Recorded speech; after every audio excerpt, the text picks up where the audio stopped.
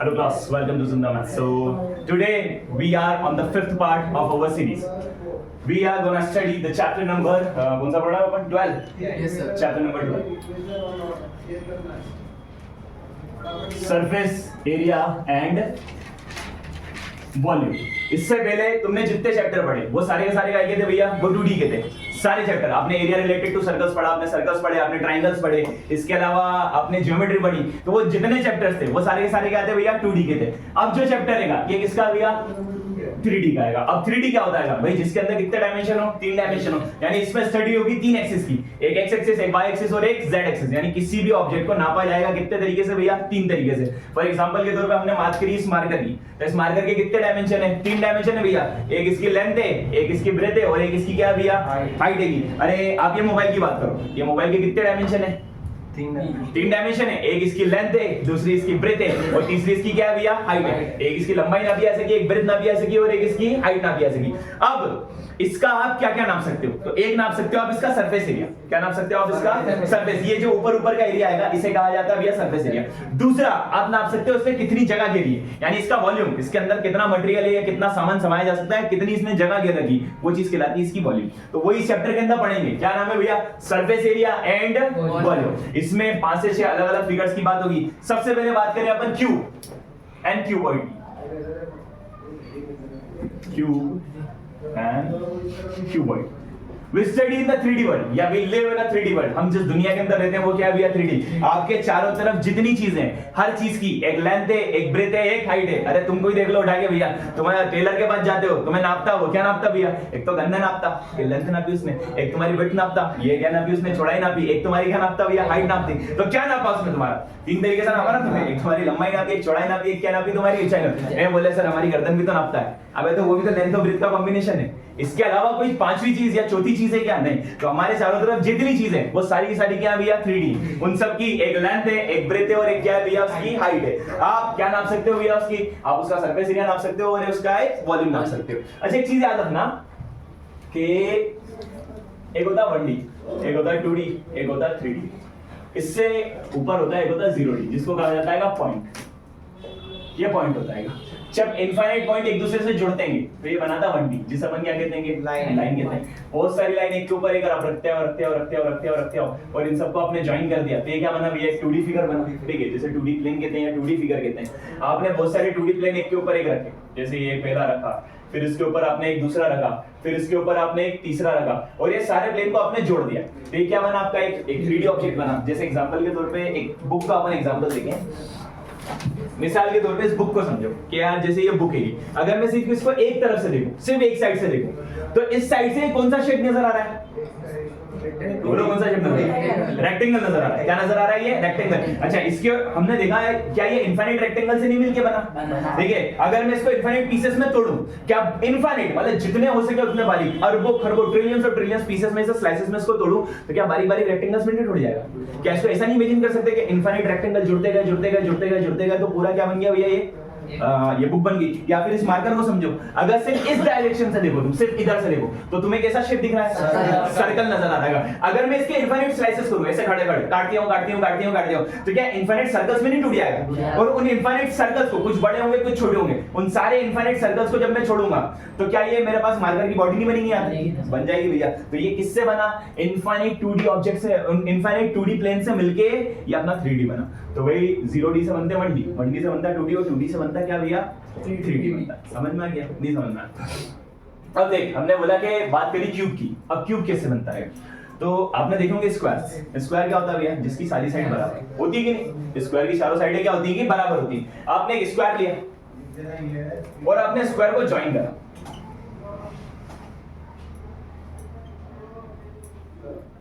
आपने एक स्क्वायर लिया, एक इधर रखा, एक स्क्वायर इधर रखा, एक स्क्वायर नीचे रखा, एक स्क्वायर इस तरफ रखा, एक इस तरफ रखा और एक ऊपर रखा। आपने सारे स्क्वायर्स को जोड़ा तो आपको क्या मिलेगा भैया? एक बॉक्स मिलेगा। उस बॉक्स की एक स्पेशलिटी होगी, उसकी सारी साइड्स बराबर होंगी। आपको कैसे पता उसकी सारी साइड बराबर होंगी भाई?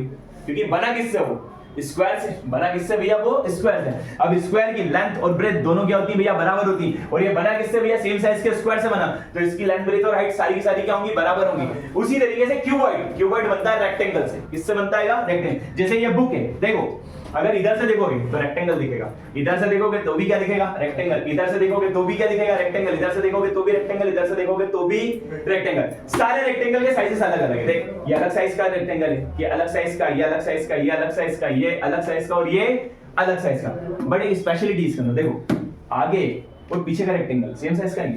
इसी तरीके से इधर और इधर का रेक्टेंगल सेम साइज का है। अच्छा इसी तरीके से इधर और इधर का रेक्टेंगल सेम साइज का होगा कि नहीं इसका?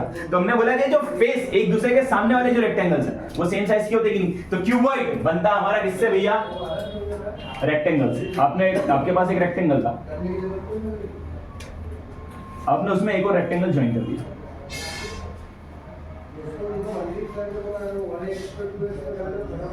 दादाजी हो गया, चलो ठीक है, क्या कर सकते हो, ये तो देख हमने ज्वाइन करा क्या भैया? रेक्टेंगल। अब ये जो रेक्टेंगल इसकी लेंथ अलग होगी, इसकी ब्रेथ अलग होगी और इसकी हाइट अलग होगी। इसकी लेंथ कुछ और होगी, इसकी ब्रेथ कुछ और होगी, इसकी हाइट कुछ और होगी। अब इस रेक्टेंगल का आप क्या क्या नाप सकते हो? तो भैया दो चीजें नापी जा सकती है। एक तो नापा जा सकता है इसका सरफेस एरिया, क्या नापा जा सकता है इसका? Surface area. और एक नापा जा सकता है इसका वॉल्यूम। सरफेस एरिया यानी क्या? ये ऊपर से कितना है। वॉल्यूम यानी क्या? इसके अंदर कितनी जगह है। जरूरत क्या पड़ती है? Surface area. और बात की जाए वॉल्यूम। अब किस चीज की जरूरत कब पड़ेगी? सरफेस एरिया की जरूरत कब पड़ेगी और वॉल्यूम की जरूरत कब पड़ेगी? जैसे मान ले क्वेश्चन आया, आपसे पूछा गया कि आपकी क्लासरूम है, इस क्लासरूम को देखो, किस शेप की दिख रही है आपको? ये क्यूबॉइड शेप की दिख रही है। देख ये दीवार, ये दीवार, ये दीवार, ये दीवार, छत और जमीन, ये सब रेक्टेंगल शेप के दिख रहे हैं कि नहीं दिख रहे? दिख रहे हैं भैया, ऑब्वियस सी बात है। तो हमने बोला कि अगर मान ले मैंने पूछा तुमसे कि इसकी सारी दीवारें छत पे और मुझे क्या करना है? कलर करना है। क्या करना है मुझे? इसका कलर करना है। आप क्या निकालोगे? इन दीवारों का एरिया निकालोगे। आपको पता करना ना भैया कितना कलर लेके आऊं। क्या पता करना है आपको? कलर लेके आना है कि नहीं? अरे इन दीवारों को कलर करना है। सामने वाले ने आपने एक पेंटर को बुलाया कि भाई मुझे दीवारें कलर करनी है, तो वो क्या पूछेगा? बोले कितने स्क्वायर फीट का कमरा है। सही है कि ऐसा है क्या भैया कि बोले यार एक छोटे कमरे और बड़े कमरे के पैसे सेम लगेगा? नहीं, ऑब्वियस सी बात है। बड़े कमरे के पैसे क्या लेगा? वो ज्यादा लेगा। छोटे कमरे के पैसे क्या लेगा भैया? कम लेगा। तो वो डिपेंड करेगा कि भैया कितनी उसको मेहनत करनी, कितना काम करना है। तो उसको निकालना क्या पड़ेगा भैया? इन दीवारों का सरफेस एरिया निकालना पड़ेगा। तो जब बात किया भैया सिर्फ सरफेस की, तो उसके लिए निकाला जाता है सरफेस एरिया। और बात करी जाए भैया अंदर कितनी जगह आएगी, तो उसके लिए क्या निकाला जाता है? वॉल्यूम। इसी दुकान की बात करें, अगर इसी रूम के अंदर मुझे पता करना होता है, जैसे हमने बात करी किसकी, क्या नाम तेरा भाई? ज़ैद। मान ले ज़ैद का क्या भैया? प्याज का काम है। अब ज़ैद क्या लेके आया भैया? प्याज के कट्टे लेके आया। अब ज़ैद को क्या करना है? इस रूम में रखना है। क्या करना भैया? इस रूम में रखना है। अब इसके बाद जो एक बॉक्स है, मान ले जो एक कट्टा है उसके डायमेंशन कुछ ऐसे हैं, बोले 3, 4 और 5। 3, 4 कितना आएगा? मान ले 3 फीट लंबा आएगा, 4 फीट चौड़ा और 2 फीट ऊंचा आएगा। इतना बड़ा क्या भैया? एक कट्टा है इसका। अब इसको जमा देंगे तो इसको पता करना पड़ेगा ना कि इसमें कितनी जगह टोटल, कितना वॉल्यूम है इसका, कितनी अंदर कट्टे रखा सकते हैं, उसके हिसाब से इकट्ठे लेके आएगा। तो भैया जब अंदर की जगह पता करनी हो तो क्या निकाला जाता है? वॉल्यूम। और जब ऊपर का एरिया पता करना है तो क्या निकाला जाता है भैया? Surface area. जब आपको कलर करना होगा, जब आपको क्या कहते हैं भाई डेकोरेशन करना होगा, या जब आपको रैपिंग करना होगी, जैसे आपको मान लो ये कंपोस्ट दे दिया, अभी आपको गिफ्ट करना है किसी को, तो अब इसको रैप करना है, तो रैप करना तो पता करना पड़ेगा कितनी पन्नी निकालेगी। तो क्या पन्नी इसके अंदर भर के दोगे किसी को? भर के थोड़ी ना दोगे भैया। तुम कहां चलाओगे? इसके सरफेस के ऊपर चढ़ाओगे। तो पता करना है कि कितनी पन्नी लेके आऊं। जैसे मान लो कोई बहुत अमीर है, हमारे रिजवान वाला भैया बहुत अमीर, बोले कि मैं तो सोने की पन्नी से चढ़ूंगा, इसको सोना लपेट के दूंगा इसके अंदर सामने वाले को। तो भाई सोना महंगा आता है, ज्यादा नहीं ला सकते। अब मुझे मैंने बोल तो दिया, बोले सोने से चढ़ूंगा, और जब निकालने गया तो भैया बहुत महंगा, इसकी शायद 1 लाख रुपए चल रही है अभी तो मेरे ख्याल से 80,000 समथिंग कुछ चल रही है। तो भाई जोर पूरा हो गया पन्नी लाने में इसके।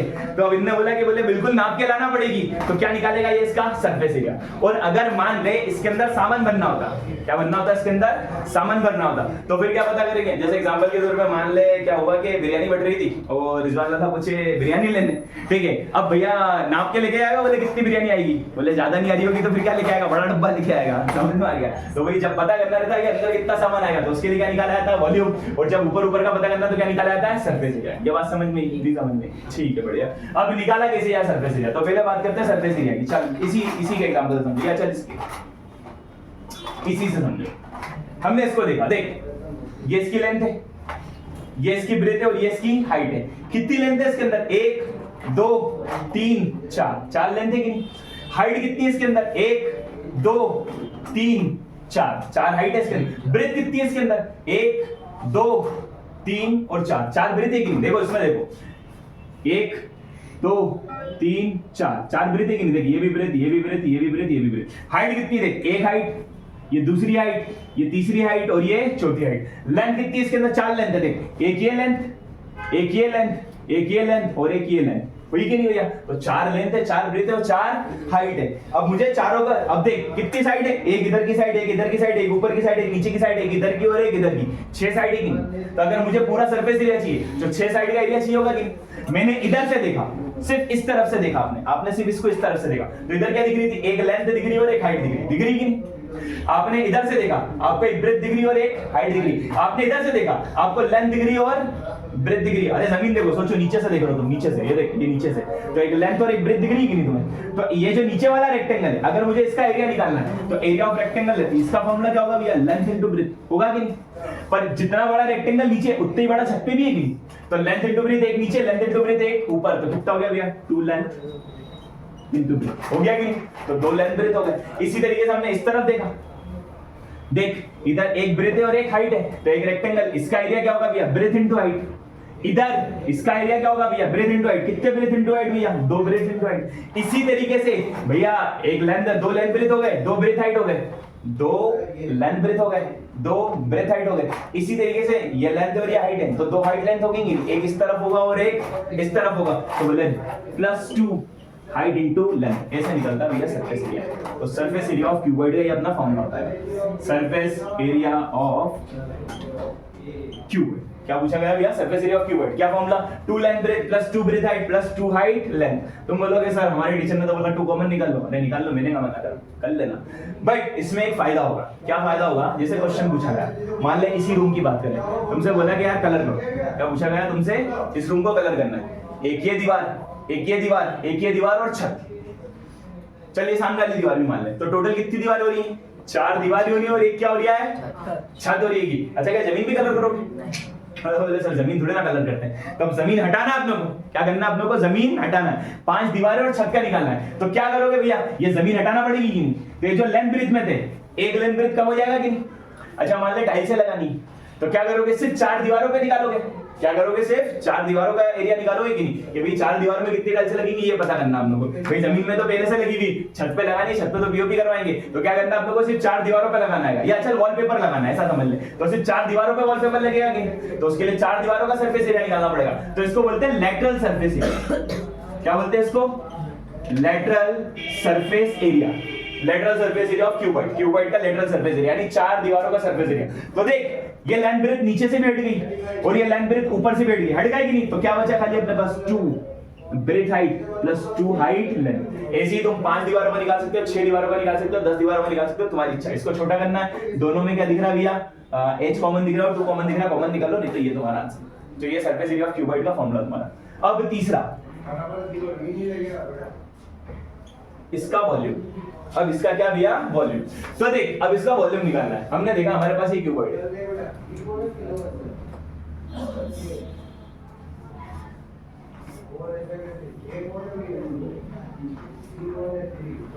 ये इसकी लेंथ, ये इसकी ब्रेथ और ये इसकी हाइट। सोचो वॉल्यूम का मतलब क्या, अंदर की जगह। अच्छा एक बात बताइए, जो जमीन पे पहला जो रेक्टेंगल रखा था, इसका एरिया क्या होगा, इतनी जगह होगी कि इसके अंदर। देख इसको समझ, ये जो नीचे सबसे नीचे वाला जो रेक्टेंगल है, इसका एरिया क्या होगा, लेंथ इनटू ब्रेथ। मुझे पूरा एरिया चाहिए, सबका, सबकी जगह चाहिए, अंदर कितनी जगह है, तो मैं क्या करूं, वही जितने भी रेक्टेंगल है सबका एरिया जोड़ दूं कि नहीं?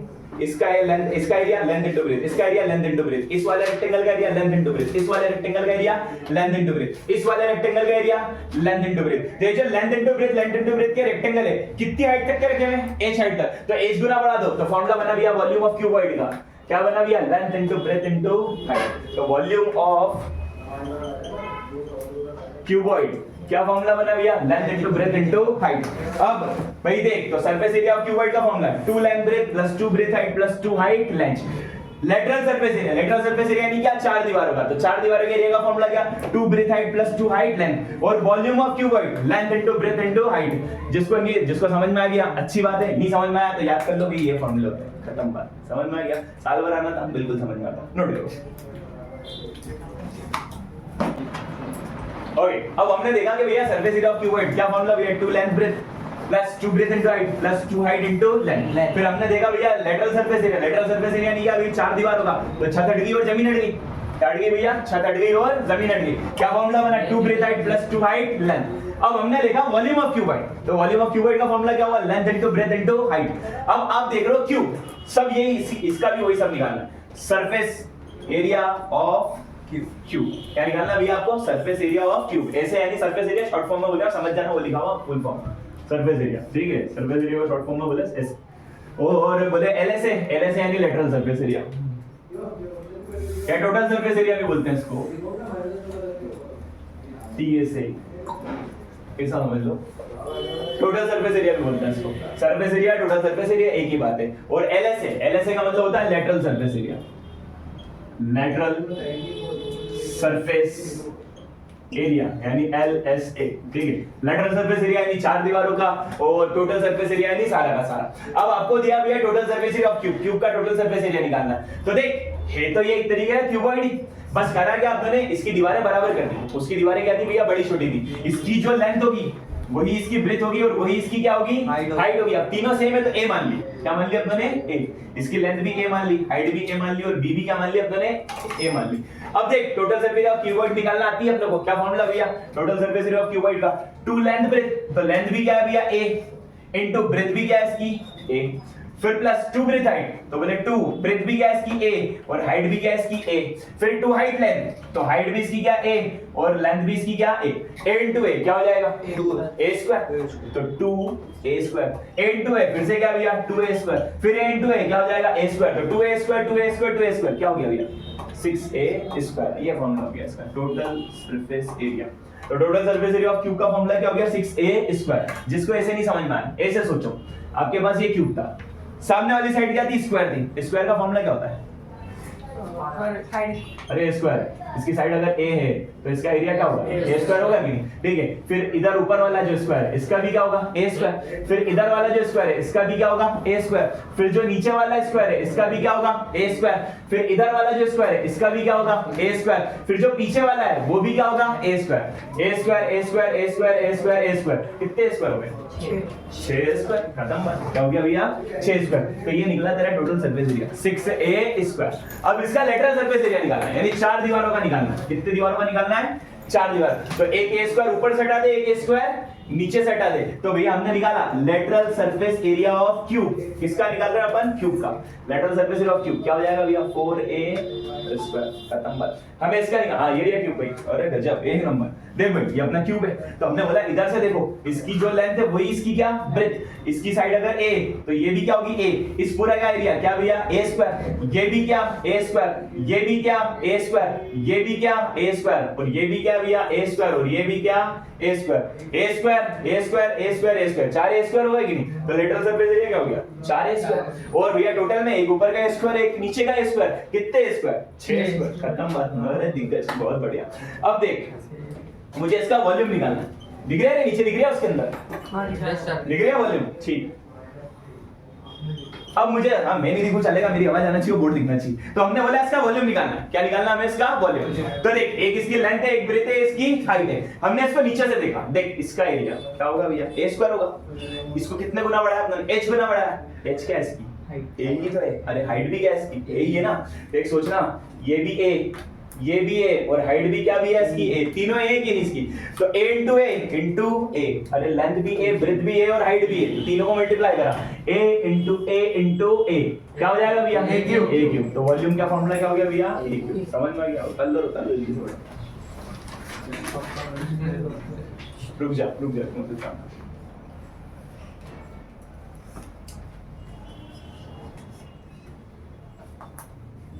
ठीक है। इसको जरा तमीज से लिखने दो, डिस्टर्ब मत कर। Total surface area of cube क्या फॉर्मूला आया भैया 6a square. Lateral surface area क्या फॉर्मूला आया 4a स्क्वायर। और वॉल्यूम क्या फॉर्मूला आया भैया अपना a क्यूब। उतार लो देखो भाई, अब नेक्स्ट अपन पढ़ने वाला है सिलेंडर। अब सिलेंडर क्या होता है, ये होता अपना सिलेंडर, ठीक है। आपने क्या करा, जैसे इसकी एक मिसाल समझो, जैसे क्यूब क्यूब किससे बना था भैया? बहुत सारे स्क्वायर से, स्क्वायर के ऊपर एक रखते गए जैसे इस तरीके से। बोले यहाँ पे स्क्वायर था, स्क्वायर के ऊपर स्क्वायर रखते गए तो क्या क्या बना था भैया? एक क्यूब बन गया था। रेक्टेंगल, बहुत सारे रेक्टेंगल आप रेक्टेंगल के ऊपर रखते गए तो आपका क्या बना था भैया? क्यूबॉइड बना था। इसी तरीके से सिलेंडर बनता है सर्कल से। अगर जैसे किसी सिलेंडर को देखें, फॉर एग्जांपल के तौर पे इस बोतल को देखें, तो अगर सिर्फ एक तरफ से देखा जाए इसको, तो इस तरह से किस शेप का दिख रहा है? अगर मैं इसको इनफाइनाइट छोटे-छोटे पीसेस में तोड़ लूं तो बहुत सारे इनफाइनाइट सर्कल बन जाएंगे कि नहीं? और उन सारे सर्कल्स को जोड़, इनफाइनाइट बारी सर्कल, तो जो इनफाइनाइट सर्कल्स को अगर मैं जोड़ूंगा तब जाके सिलेंडर बनेगा कि नहीं? अरे मिसाल समझो, जैसे चूड़ी वाले का देखा है कभी? ठीक है, तो बोले उसमें क्या रहता है? एक के ऊपर एक ऐसी रिंग रखी रहती है, जैसे रिंग रहती है, एक रिंग, फिर उसके ऊपर एक और रिंग, फिर एक और रिंग, फिर एक और रिंग, फिर एक और रिंग, फिर एक और रिंग। वो एक रिंग जो रहती है वो सारी की सारी रिंग एक हाइट तक के रखी रहती है। तो सारी की सारी रिंग जोड़ के क्या बना लेते हैं? एक सिलेंडर बना लेते हैं। क्या बना लेते हैं? वो सारी की सारी रिंग जोड़ के क्या बना लेते हैं? सिलेंडर। तो एक सिलेंडर बनता है सर्कल्स को जोड़ के। जब सर्कल्स को रखा जाता है कहां तक भैया? एक सर्टेन हाइट तक। अब जो सिलेंडर होते हैं, जैसे सर्कल से बना तो ऑब्वियस सी बात है, एक क्या होगी इसकी? रेडियस होगी। एक क्या होगा इसका? डायमीटर होगा। एक क्या होगी इसकी? हाइट होगी कुछ ना कुछ। अरे भाई यहाँ से लेके यहाँ तक की क्या होगी इसकी? हाइट होगी कि नहीं? तो बोले यार इस सर्कल की एक रेडियस होगी, एक डायमीटर होगी और एक क्या होगी इसकी? हाइट होगी। अब मुझे निकालना है total surface area, curve surface area और क्या भैया? वॉल्यूम। अब कर्व सरफेस एरिया क्या होता है? जैसे क्यूब के शेप फॉर्म में, जिसको अपन लेटरल सरफेस एरिया कहते थे, ये बाहर का, उसे क्या कहा जाता है? यहाँ पर कर्व सरफेस एरिया कहा जाता है। जिसे वहां पर लेटरल सरफेस एरिया कहते थे, यहाँ पर ये चारों दीवारों का था ना, तो इन चारों दीवार के एरिया को वहां पर क्या बोलते थे? क्यूब के केस में लेटरल सरफेस एरिया कहते थे। यहाँ पर उसी को अपन क्या बोल रहे हैं? Curve surface area. तो कोई नई चीज नहीं है, बस ये जो बाहर का इसे क्या बोलेंगे? Curve surface area. Total surface area में क्या होगा? बाहर का, ऊपर का प्लस नीचे का। जैसे इसी सिलेंडर से समझिए कि यार अगर आपको लेटरल या कर्व सरफेस एरिया बोले तो सिर्फ क्या मांग रहा है? ये बाहर का मांग रहा है। और अगर टोटल सरफेस एरिया तो ये मांग रहा है, ऊपर का मांग रहा है प्लस नीचे का मांग रहा है, और वॉल्यूम मांग रहा है, यानी इसके अंदर कितना पानी आ सकता है। समझ में आ गया? जो चलो निकाले। सबसे पहले बात करें इसके टोटल सरफेस एरिया की। इसका टोटल सरफेस एरिया कैसा निकलेगा? ध्यान से देखो, या चल पहले कर्व सरफेस एरिया निकालते हैं, बाद में निकालेंगे। पहले कर्व सरफेस एरिया निकालो। सोचो ये सर्कल, मुझे इसका एरिया निकालना है। इस सिलेंडर का क्या निकालना है? मुझे एरिया निकालना है। मैंने सबसे पहली रिंग देखी, ये इनफाइनाइट छोटे-छोटे रिंग से मिलके बना है, इनफाइनाइट छोटे-छोटे सर्कल से मिलके बना है। मैंने बाउंड्री चाहिए, मुझे क्या चाहिए? मुझे बाउंड्री। मैंने पहले सर्कल की बाउंड्री देखी। सोचो पहले सर्कल की जो बाउंड्री होती है क्या बोलते हैं उसे अपन? सर्कमफेरेंस। क्या बोलते हैं अपन उसे? सर्कमफेरेंस। अच्छा बताइए, ये जो पहले सर्कल की जो बाउंड्री है, इसको निकालने का कोई फॉर्मूला है क्या तुम्हारे पास? क्या है भैया? 2 पाई r। ये जो पहला सर्कल था उसकी जो रिंग थी, जो पहली रिंग थी, ये पहली रिंग निकाली क्या? 2 पाई r। उसके बाद वाली रिंग वो भी 2 पाई r। उसके बाद वाली रिंग वो भी 2 पाई r। उसके बाद वाली रिंग वो भी 2 पाई r। वो 2 पाई r की रिंग कितनी हाइट तक के रखी हुई? h हाइट तक के रखी हुई कि नहीं? अरे h गुना बढ़ गई कि नहीं? तो फॉर्मूला हो गया भैया 2 पाई r into h। ये होता भैया कर्व सरफेस एरिया का फॉर्मूला। अब निकालना है टोटल सरफेस एरिया, ये वाला प्लस ऊपर का प्लस नीचे का। हमने इसको नीचे से देखा, बताओ कैसा दिख रहा है तुम्हें?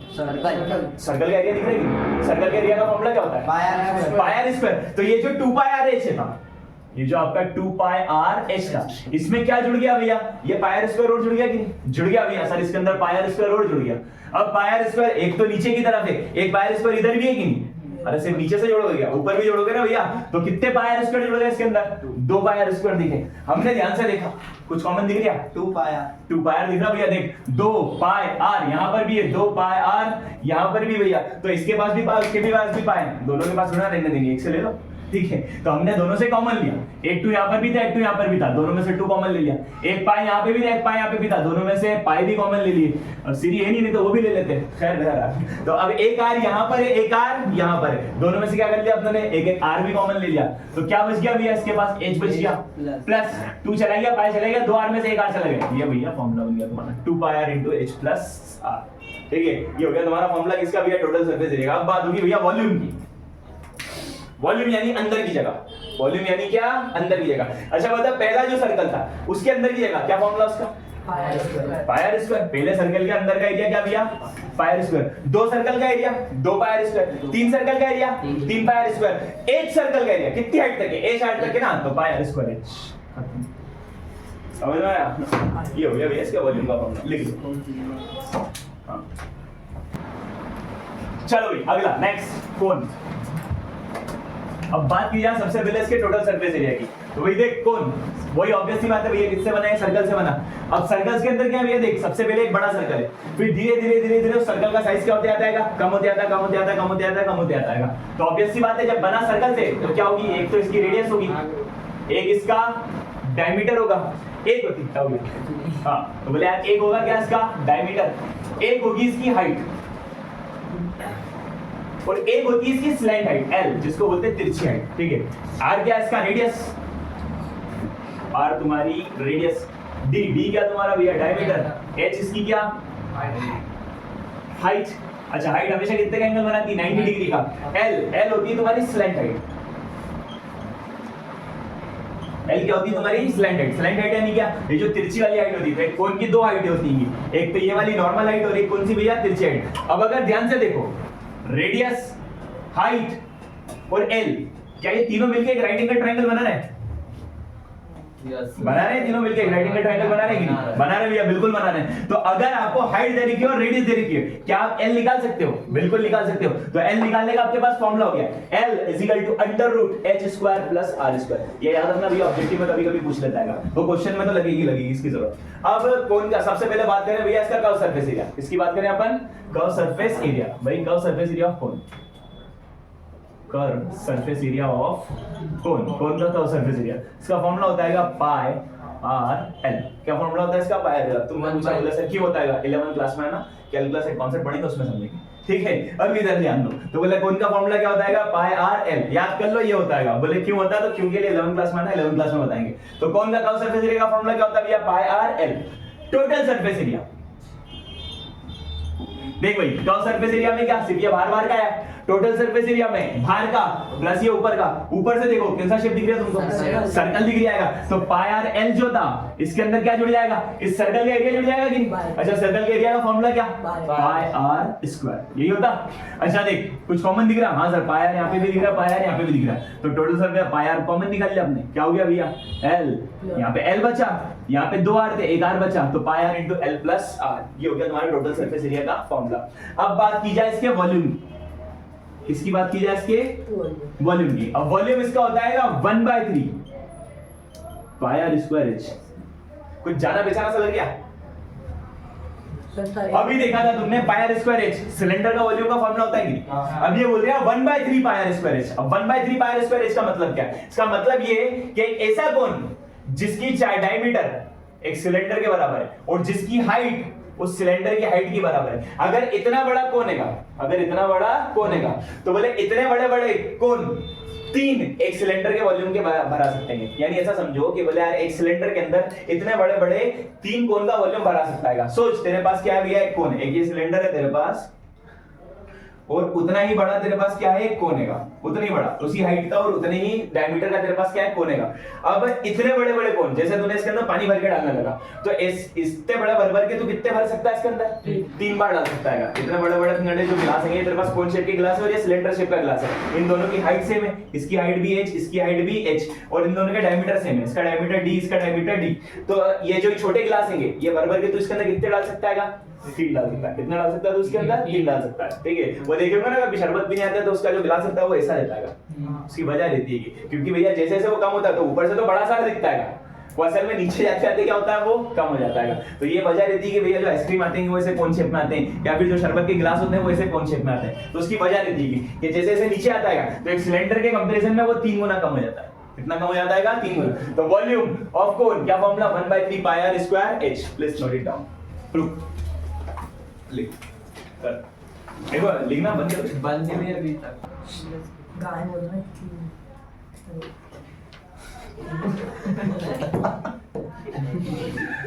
चलो भाई स्फेयर की बात करें। अब स्फेयर क्या होता है? स्फेयर यानी आपकी गेंद।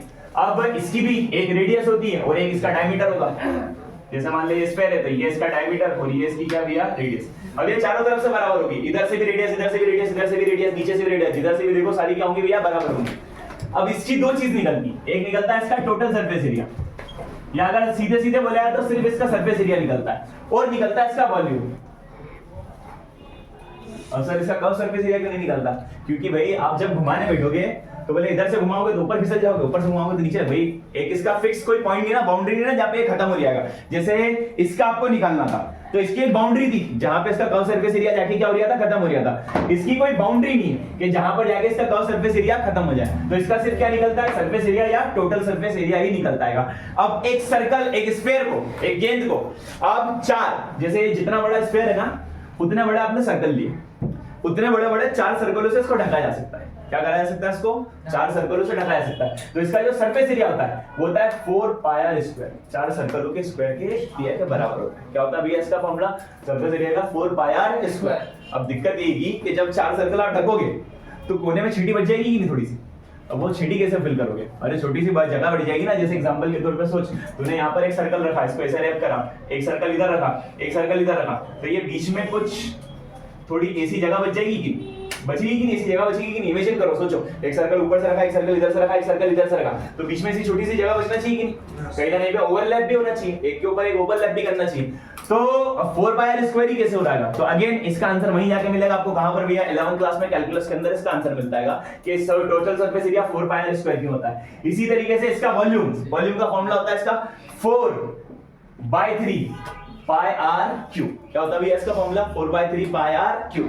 अब पाई आर क्यूब क्यों आता है, फिर से वही कॉन्सेप्ट के भैया 11th के अंदर कैलकुलस में समझोगे कि भैया इसका आंसर 4/3 पाई आर क्यूब क्यों होता है। अभी बस इतना याद रख लो कि total surface area of sphere, total surface area of sphere, इसका पढ़ना अपन स्फीयर का क्या होता है भैया 4 पाई आर स्क्वायर, और वॉल्यूम होता है 4/3 पाई आर क्यूब। अब एक और चीज होती है भैया, इसको लिया तुमने बीच में से काट दिया, वो क्रिकेट खेलने आते थे कि नहीं, बोले गेंद होती थी बीच में से फट जाती थी, तो ये आधा कर दिया तुमने इसको काट के, क्या कर दिया भैया तुमने इसको आधा कर दिया, तो ये बना तुम्हारा आधा स्फीयर, जिसको बोलते हैं हेमिस्फीयर। क्या बोलते हैं इसको, हेमिस्फीयर। अब इसका निकलता है total surface area, curve surface area और वॉल्यूम। क्या निकलता भैया इसका, total surface area, curve surface area and इसका क्या निकलता भैया वॉल्यूम। अब सबसे पहले बात करें टोटल सरफेस एरिया, तो देख टोटल सरफेस एरिया में वही, एक तो इसकी रेडियस, एक इसका डायमीटर। अब टोटल सरफेस एरिया में देख, एक तो ये ऊपर का आएगा प्लस ये नीचे का आएगा कि नहीं, तो ऊपर कितने आएंगे, क्या हो गया थोड़ा खर्चा कर देंगे तो सारा पूरा। ठीक, एक तो क्या आएगा भैया ये ऊपर का आएगा, एक तो क्या आएगा इसके अंदर ऊपर का। तो देख ये सर्कल का आधा है, पूरा सर्कल कितने स्क्वायर है, पूरा जो स्फीयर था ये स्फीयर का आधा है, पूरा स्फीयर कितने सर्कलों से ढका था, चार से, तो आधा सर्कल का ऊपर का कितने से ढकेगा, 2 से। तो कर्व सरफेस एरिया जो रहेगा ये ऊपर का, ये कितना रहेगा भैया 2 pi R square. Total surface area में ऊपर का प्लस ये नीचे का, तो जो नीचे क्या है किस शेप का दिख रहा है तुम्हें, सर्कल, तो 2 पाई आर स्क्वायर ऊपर और 1 पाई आर स्क्वायर नीचे, कितने पाई आर स्क्वायर भैया 3 पाई आर स्क्वायर। और इसका वॉल्यूम उसके वॉल्यूम से आधा होगा कि नहीं, ये 4/3 पाई आर क्यूब था, तो ये क्या होगा 2/3 pi R cube, 2/3 pi R cube. खत्म, कंप्लीट ये चैप्टर आपका।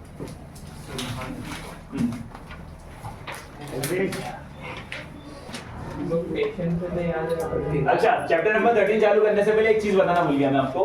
अपनों ने chapter area related to circles पढ़ा, उसमें 2 चीजें थी, एक थी लेंथ ऑफ आर्क यानी बाउंड्री की लेंथ निकाली थी, दूसरा था एरिया। तो जो लेंथ निकाली जाती, जब भी लेंथ निकाली जाती, ठीक है, अब वो भले सर्कमफेरेंस के नाम से हो,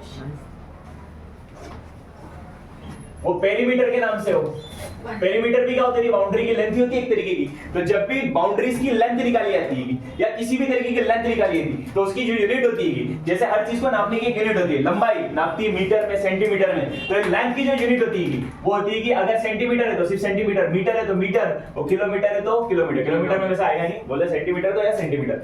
जब एरिया निकाला जाए, कोई सा भी एरिया निकाल रहे हो तुम, एरिया ऑफ सेक्टर निकाल रहे हो, एरिया ऑफ सेगमेंट निकाल रहे हो, एरिया लेटरल सरफेस एरिया निकाल रहे हो, टोटल सरफेस एरिया निकाल रहे हो, सरफेस एरिया ऑफ क्यूब निकाल रहे हो, सरफेस एरिया ऑफ क्यूबॉइड निकाल रहे हो, कोई सा भी तुम एरिया निकाल रहे होगे तो उसकी यूनिट हमेशा होती है सेंटीमीटर स्क्वायर। अगर मीटर दे रखा तो मीटर स्क्वायर। ऐसा क्यों भैया, जैसे एग्जांपल के तौर पे मान ले एक सर्कल था, क्या था भैया आपके पास एक सर्कल था, आपने एरिया निकाला इसका 4 सेंटीमीटर स्क्वायर। क्या मतलब हुआ इसका, इसका मतलब ये हुआ 1 सेंटीमीटर लंबा 1 सेंटीमीटर चौड़ा, कितने स्क्वायर रखा जाएंगे इसके अंदर, 4 स्क्वायर रखा जाएगा, ये इसका मतलब होता है। और आपने बाउंड्री निकाली 4 सेंटीमीटर रहेगी इसकी बाउंड्री, इसका मतलब क्या है कि इसकी बाउंड्री को खोल के ऐसे खींचोगे तो एक सीधी लाइन बनेगी, कितनी बड़ी 4 सेंटीमीटर, ये चीज याद रखना। इसी तरीके से जब वॉल्यूम निकाला जाता है, क्या निकाला जाता है, जब वॉल्यूम निकाला जाता है, तो वॉल्यूम की जो यूनिट होती है, अगर सेंटीमीटर में डाटा आएगा, रेडियस सेंटीमीटर में या डाटा सेंटीमीटर में, तो सेंटीमीटर क्यूब होता है। अगर मीटर में डाटा है तो आंसर क्या आता है भैया, मीटर क्यूब में। इसके मार्क्स काटता याद रखना, 1 नंबर काटेगा खा जाएगा तुम्हारे, ठीक है। वो कोई से भी चैप्टर का क्वेश्चन,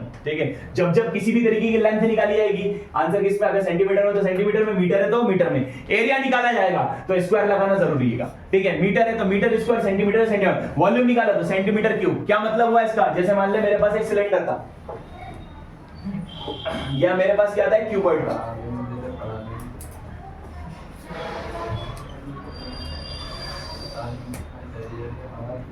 ये क्यूबॉइड है मेरे पास, मैंने इसका वॉल्यूम निकाला। क्या निकाला मैंने, आपका वॉल्यूम। अगर मान लो इसका वॉल्यूम आया 50 सेंटीमीटर क्यूब, क्या है इसका वॉल्यूम 50 सेंटीमीटर क्यूब। जैसे मान ले इसकी लेंथ थी 5 सेंटीमीटर, इसकी ब्रेथ थी 5 सेंटीमीटर और हाइट थी इसकी 2 सेंटीमीटर। अब इसका वॉल्यूम निकालोगे, length into breadth into height, 5 5 से 25, 25 2 से 50। क्या है इसका वॉल्यूम 50 सेंटीमीटर क्यूब। क्या समझ में आया इससे, इसका मतलब ये है कि भैया 1 सेंटीमीटर लंबा, 1 सेंटीमीटर चौड़ा और 1 सेंटीमीटर ऊंचा, इतने बड़े बड़े कितने क्यूब फिट हो सकते हैं इसके अंदर। क्यूब समझते हैं ना, आइस क्यूब देखे ना, आइस क्यूब तो बोले परफेक्ट क्यूब। 1 सेंटीमीटर लंबे, 1 सेंटीमीटर चौड़े, 1 सेंटीमीटर ऊंचे, इतने बड़े बड़े। 1 सेंटीमीटर लंबे, 1 सेंटीमीटर चौड़े और 1 सेंटीमीटर ऊंचे, इतने बड़े बड़े कितने क्यूब रखे जा सकते हैं इसके अंदर, 50 क्यूब रखे जा सकते हैं। ये इसका मतलब होता है। ये जरा लिख लेना भैया, ठीक है। ये बताना भूल गया था पिछले चैप्टर्स के अंदर, लिख लो। अब इसकी बात करें अपन, चैप्टर नंबर 13 स्टैटिस्टिक्स। इसमें ज्यादा बताने के लिए कुछ है नहीं, ज्यादा ऑब्जेक्टिव इसके अंदर से बनते भी नहीं। कभी गलती से एक आध पूछ लिया तो उसने पूछ लिया, फॉर्मूलास पूछ लेता जनरली, वो के बोले मीन का फॉर्मूला क्या होता है, तो मीन का फॉर्मूला होता है सिग्मा fi xi अपॉन में fi।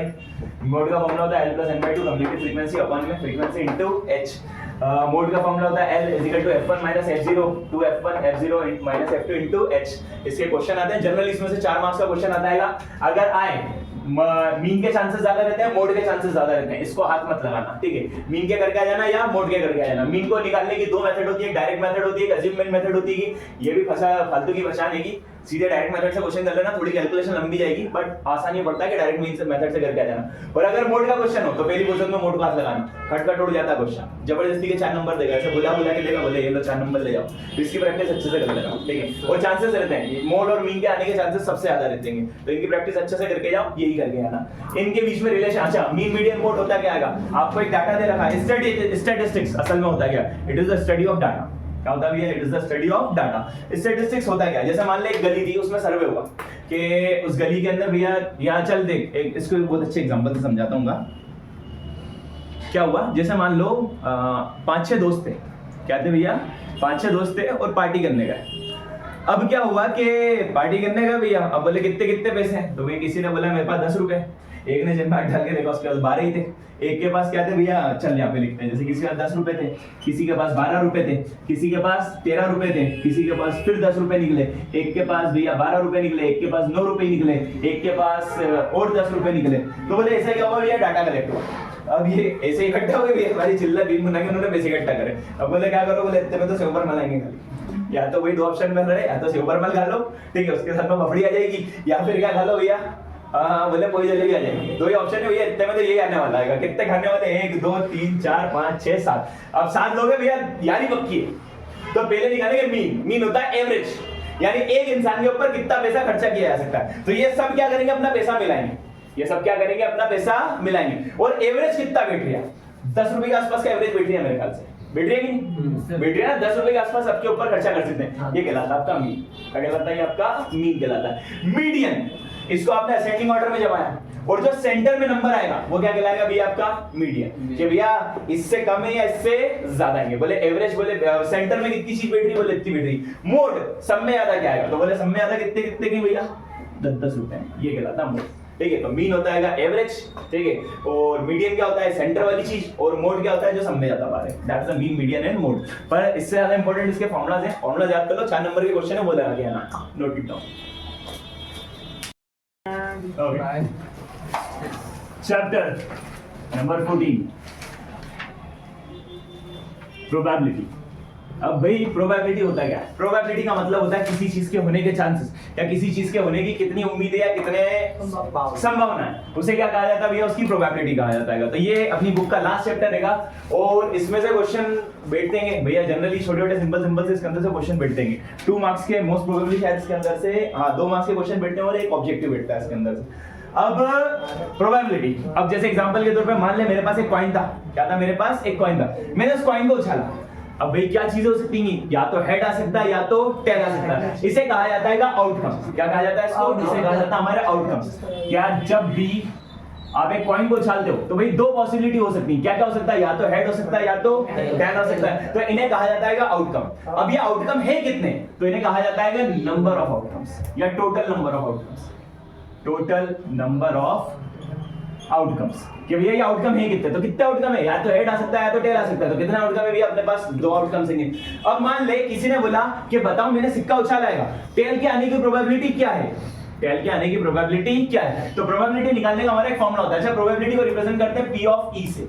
किससे रिप्रेजेंट करते हैं? P ऑफ E से। क्या formula? Number of desired outcome. Number of desired outcome upon में, ये दिख रहा है उधर का बोलेगा? दिख रहा है? ठीक है। Number of desire outcome upon total number of outcomes. बोले जो अपनों को चाहिए वो डिवाइडेड बाय टोटल कितनी चीजें। जैसे ये सिक्के उछाला था तो भाई हम क्या चाह रहे हैं? जैसे मान ले सामने वाला इशारा, ये दो लोगों के बीच में शर्त लगेगी, वो बोल रहा है हेड आएगा, ये बोल रहा है टेल आएगा। अब हेड आने की प्रोबेबिलिटी निकालनी है। सामने वाला चाह रहा है कि क्या आ जाए भैया? हेड आ जाए। तो हेड आने की प्रोबेबिलिटी निकालना, तो अपन यहाँ पे लिखेंगे प्रोबेबिलिटी ऑफ गेटिंग हेड। क्या हेडिंग डालोगे यहाँ पर? probability of getting head। Head के आने की प्रोबेबिलिटी क्या है? तो भाई सबसे पहले तो लिखाएंगे आउटकम क्या क्या आ सकते हैं। या तो हेड आ सकता है या तो टेल आ सकता है। Total number of outcome, outcome है कितने हैं भाई? दो हैं। अब डिजायर्ड आउटकम जो अपनों को चाहिए, डिजायर्ड आउटकम जो अपनों को चाहिए। अपनों को क्या चाहिए भैया? हम क्या मांग रहे हैं? हेड आ जाए। अपन क्या चाह रहे हैं? हेड आ जाए। तो डिजायर आउटकम क्या हो गया भैया? हेड। देखना probability of getting head, head के आने की प्रोबेबिलिटी क्या है? हेड के आने के चांसेस क्या है? अब नंबर ऑफ डिजायर आउटकम जो अपनों को चाहिए वो है कितने? Number of desired outcome. तो जो अपनों को चाहिए वो कितने भैया? एक ही है। जो अपनों को चाहिए वो कितने भैया? एक है। अब प्रोबेबिलिटी निकाली तो P of E। P of E क्या भैया? नंबर ऑफ डिजायर आउटकम कितने? 1 upon total number of outcome कितने? 2। ये होता भैया P ऑफ E का फॉर्मूला। P of E is equal to 1/2। अगर परसेंटेज में कन्वर्ट करना है 100 से मल्टीप्लाई मार दो। वैसे जरूरी नहीं, पूछा भी नहीं जाता है। चलिए, तो P ऑफ E क्या फॉर्मूला हो भैया? 1/2। अच्छा बता, हेड के नहीं आने की प्रोबेबिलिटी तो उसको बोला जाता है P ऑफ नॉट E। क्या बोला जाता है? P of not E। क्या बोलते हैं उसको भैया? P of not E। Head के नहीं आने की प्रोबेबिलिटी। तो देख, किसी चीज के एक रिलेशन होता है, किसी चीज के होने की उसको बोलते हैं P ऑफ E, और किसी चीज के नहीं होने की उसे बोला जाता है P ऑफ नॉट E। तो किसी चीज के होने की और नहीं होने की दोनों प्रोबेबिलिटी जब भी मिलाते हैं तो टोटल आंसर हमेशा क्या आता है? 1 आता है। ये आपको याद रखना है। अब ये क्यों याद रखना है? ऐसा क्यों होता है? तो उसके लिए साल भर पढ़ना चाहिए था। ठीक है, अभी तक का याद रख लो कि भैया किसी चीज के होने की और नहीं होने की प्रोबेबिलिटी जब मिलाओगे तो आंसर हमेशा कितना आएगा भैया? 1 आएगा। अब तेरे को पास होने की है, नहीं होने की चाहिए, तो क्या करते भैया? देख, P ऑफ E है, P ऑफ E हैगा, चाहिए क्या आपने को? P of not E। तो P ऑफ E को उठा के किधर फेंक दो? इक्वल के उस तरफ।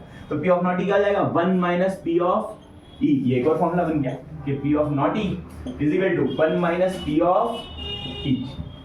चल भाई, तो बोले यार 1 minus P of not E कितना भैया? 1/2। 1 में से 1/2 है, कितना बचेगा भैया? 1/2 ही बचेगा। तो हेड के आने के चांसेस कितने हैं? आधे, और नहीं आने के चांसेस भी कितने हैं? आधे। समझ में आ गया? नहीं समझना। तो बोले होने की और नहीं होने की प्रोबेबिलिटी कितनी होती है भैया? 1 होती है। और अगर होने की पता नहीं होने की निकालनी, कैसे निकालो? 1 में से P ऑफ E को माइनस कर दो। ये चीज है। दूसरा एक कॉन्सेप्ट इसमें याद रखने का आएगा, जितनी प्रोबेबिलिटीज होती हैं सारी की सारी प्रोबेबिलिटीज का सम हमेशा 1 आता है। आपने एक सिक्का उछाला, या चल आपके पास एक डाइस था, डाइस समझते हो? पास आउट है ना, पास आउट में नंबर होते हैं 1 2 3 4 5 6 7 8 9 10। मैं बोलूं 1 आने की प्रोबेबिलिटी क्या है? 1/6, 6 में से। 2 आने की प्रोबेबिलिटी क्या है? 2/6, वो भी क्या है भैया? 1/6 ही। 3 आने की प्रोबेबिलिटी क्या है? 3 भी क्या भैया? 1/6 ही क्या? अच्छा बता, ऐसे मैंने करके सबकी प्रोबेबिलिटी निकाली। ठीक है, जैसे मान ले आउटकम क्या थे भैया?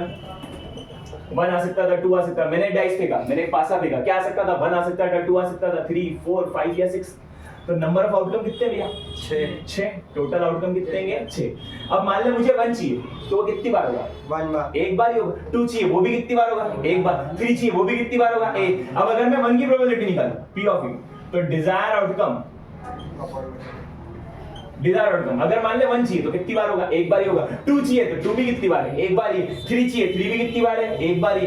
तो P ऑफ E क्या फॉर्मूला होगा भैया? Number of desire outcome one total number of outcome. इसकी प्रोबेबिलिटी 1/6, इसकी प्रोबेबिलिटी 1/6, इसकी भी प्रोबेबिलिटी 1/6। इनमें से हर एक इवेंट की प्रोबेबिलिटी कितनी होगी भैया 1/6। तो जितने इवेंट है सारे इवेंट की अगर प्रोबेबिलिटी जोड़ोगे हमेशा आंसर 1 पाएगा। देख 1 की प्रोबेबिलिटी 1/6, 2 की प्रोबेबिलिटी 1/6, 3 की प्रोबेबिलिटी 1/6, 4 की प्रोबेबिलिटी 1/6, 5 की प्रोबेबिलिटी 1/6, 6 की प्रोबेबिलिटी 1/6। अब इन सबको जोड़ा 6 6 6 6 6 सबके 6 कॉमन है तो 6 नीचे कॉमन आ गया, ऊपर क्या बचा 1 + 1 + 1 + 1 + 1 + 1 1 2 3 4 5 6 क्या आ गया भैया 6/6। 6 से 6 का आंसर क्या है 1। तो सम ऑफ ऑल प्रोबेबिलिटीज तीसरा formula, sum of all probabilities हमेशा इज इक्वल टू क्या आता है भैया 1 आता है। सारी प्रोबेबिलिटीज का सम कितना आता है हमेशा 1 होता है। ये चीज आपने नोट करो जल्दी से, फटाफट नोट करो। हां रोक ले, स्टॉप, फटाफट। अब देख एक ऐसी मान ले कोई चीज है जो चीज होगी 100%, वो नहीं होना है। तो बोले ऐसी चीज जो 100% होगी उसकी प्रोबेबिलिटी क्या होती है। जैसे एग्जांपल के तौर पे मान ले मेरे पास ये बैग है, अब मैंने इसमें लाल कलर की 5 गेंदें डाली। क्या डाली मैंने? लाल कलर की 5 गेंदें डाली। मैंने हाथ डाला और हाथ डाल के क्या करा, एक गेंद बाहर निकाली। बताओ रेड कलर की बॉल निकलने की क्या प्रोबेबिलिटी? 1। अरे निकलेगी 100% है, निकलेगी कि नहीं? निकलेगी। अरे निकलेगी भाई। मैंने हाथ डाला, हाथ डाल के एक गेंद बाहर निकाल दी, उसमें सिर्फ लाल गेंद है। तो बताओ लाल के आने की प्रोबेबिलिटी क्या है? 1 है। तो बोले ये श्योर इवेंट है, या 100% होगा ही होगा। तो ऐसी चीज जो हमेशा मतलब 100% जिसके चांसेस है होने के, तो उसे कहा जाता है श्योर इवेंट। क्या कहा जाता है उसको? Sure event. और इसकी प्रोबेबिलिटी जो होती है वो हमेशा 1 होती है। क्या होती है भैया? इसकी प्रोबेबिलिटी हमेशा क्या होती है? 1 होती है। अच्छा चल, इसी बैग में मैंने क्या डाला भैया? गेंदें डाली। क्या डाली मैंने इसके अंदर? गेंदें डाली। कितनी गेंदें डाली भैया? 5 गेंदें डाली मैंने लाल कलर की। अच्छा एक बात बताओ, मैंने हाथ डाला और मैंने एक हरे कलर की गेंद बाहर निकाली, तो बताओ हरे की निकलने की प्रोबेबिलिटी क्या है? 0। अरे जब होगी तब निकलेगी ना, जब उसमें है ही नहीं तो निकल सकती क्या? या मैं तुमसे बोलूं इसमें से बंदर निकलने की प्रोबेबिलिटी क्या है? 0। अरे 0 है भैया। इसमें से हाथी निकलने की प्रोबेबिलिटी क्या है? क्या है भैया? 0 है। तो हमने बोला जब होगा तब बाहर निकलेगा भैया। तो हमने बोला कि यार ऐसी चीज जो हो ही नहीं सकती उसे कहा जाता है इम्पॉसिबल इवेंट। क्या कहा जाता है? Impossible event. और इसकी प्रोबेबिलिटी हमेशा कितनी होती है भैया? 0 होती है। तो हमने इससे एक और चीज सीखने को मिली कि किसी भी चीज की प्रोबेबिलिटी ज्यादा से ज्यादा कितनी हो सकती है भैया? 1 हो सकती है। या तो 1 हो सकती है या 1 से छोटी हो सकती है। किसी भी चीज की प्रोबेबिलिटी या तो 1 हो सकती है या 1 से छोटी हो सकती है। और कम से कम किसी चीज की प्रोबेबिलिटी कितनी हो सकती है? 0। या तो 0 हो सकती है या 0 से ज्यादा हो सकती है। ये चीज याद रखना भैया। किसी भी चीज की प्रोबेबिलिटी कम से कम कितनी होती है? 0। और ज्यादा से ज्यादा कितनी होती है भैया? 1 होती है। ये बात समझ में आई? किसी चीज की प्रोबेबिलिटी कम से कम कितनी? 0। और ज्यादा से ज्यादा कितनी होती है? 1 होती है। ये बात याद रखना। दूसरा, अगर क्वेश्चन आए बोले किसी चीज की प्रोबेबिलिटी -1 हो सकती है क्या? किसी चीज की प्रोबेबिलिटी 2 हो सकती है क्या? बिल्कुल। 1.5 हो सकती है क्या? नहीं हो सकती भैया। 2 नहीं हो सकती। 1. क्या बोला? मैक्सिमम कितनी आ रही है भैया? 1 जा रही है। और मिनिमम कितनी आ रही है? 0। नोट डाउन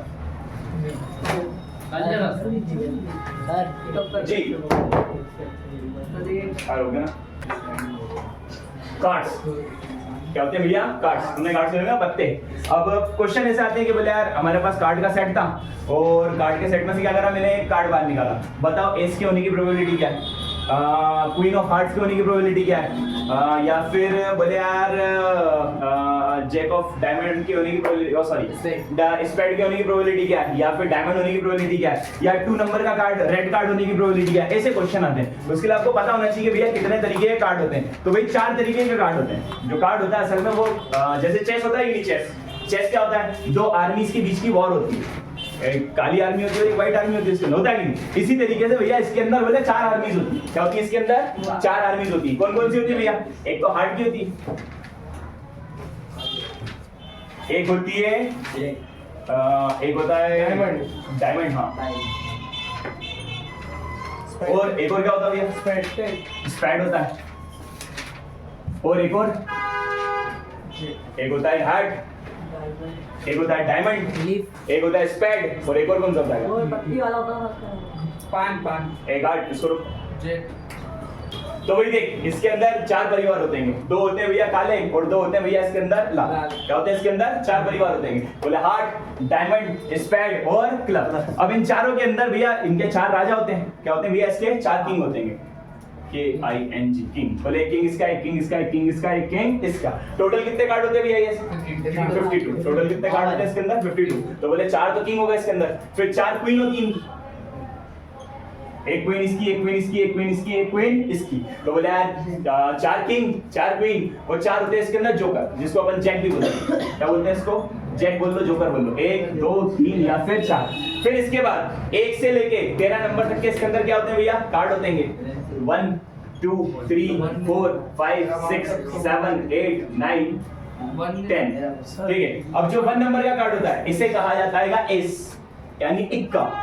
क्या कहा जाता है? 1 नंबर का जो कार्ड होता है इसे क्या कहा जाता है? एस। एस का मतलब होता है इक्का। तो बोले ace of hearts, ace of diamond, ace of spade और एस ऑफ क्लब। इसी तरीके से king of hearts, king of diamond, king of spade, king of club. इसी queen of diamond, queen of spade, queen of club और queen of बस हो गया।